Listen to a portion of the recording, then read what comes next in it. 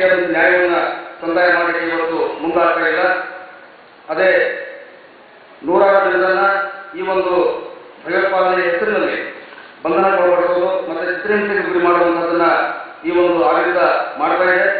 ಹೀಗಾಗಿ ಮುಸ್ಲಿಂ ಸಮುದಾಯದ ಕೆಲವು ಯುವಕರು ಅವರು ಹೇಳುವುದೇನು ಅಂದರೆ, ಇವತ್ತು ಈ ಒಂದು ಸದ್ಯದ ವ್ಯವಸ್ಥೆಯಲ್ಲಿ ನಮ್ಮ ದೇಶದ ಯಾವುದೇ ಒಂದು ನ್ಯಾಯಾಂಗ ವ್ಯವಸ್ಥೆ ಆಗಲಿ ಅಥವಾ ಆಡಳಿತದಲ್ಲಾಗಲಿ ನಮಗೆ ನ್ಯಾಯ ಸಿಗಲಿಕ್ಕೆ ಸಾಧ್ಯವಿಲ್ಲ. ಹೀಗಾಗಿ ಅವರು ಈ ಒಂದು ವಾದವನ್ನು ಒಪ್ಕೊಳ್ಳೋದಕ್ಕೆ ಸ್ವೀಕಾರ ಮಾಡಲಿಕ್ಕೆ ಸಿದ್ಧ ಇರುವಂತಹ ಒಂದು ಸಂದರ್ಭದಲ್ಲಿ ನಾವು ನೋಡಬೇಕಾಗ್ತದೆ. ಅದಕ್ಕೆ ಇರುವಂತಹ ಹಲವು ನಿದರ್ಶನಗಳನ್ನು ಕೂಡ ನಾವು ನೋಡಬೇಕು. ಮುಂಬೈನಲ್ಲಿ 1993 ಒಂದು ಗಲಭೆಯಲ್ಲಿ ನೂರಾರು ಜನ ಮುಸಲ್ಮಾನರ ಕಗ್ಗೊಲೆ ಆಗಿರ್ತದೆ. ಆದರೆ ಆ ಸಂದರ್ಭದಲ್ಲಿ ಕೂಡ ಯಾರನ್ನೂ ಕೂಡ ಬಂಧಿಸುವಂತಹ ಒಂದು ವ್ಯವಸ್ಥೆಯನ್ನು ಸರ್ಕಾರ ಮಾಡೋದಿಲ್ಲ. ಮತ್ತೆ ಶ್ರೀಕೃಷ್ಣ ಆಯೋಗವು ಕೂಡ ಈ ಒಂದು ಗಲಭೆಗಳ ಹಿನ್ನೆಲೆಯಲ್ಲಿ ಯಾರ್ಯಾರು ತಪ್ಪಿತಸ್ಥರು ಅನ್ನೋದನ್ನ ವರದಿ ಮಾಡಿದ್ರು ಕೂಡ ಅವರಲ್ಲಿ ಯಾವುದೇ ಕ್ರಮವನ್ನು ತಗೊಳ್ಳೋದಕ್ಕೆ ಸರ್ಕಾರ ಮುಂದಾಗಿ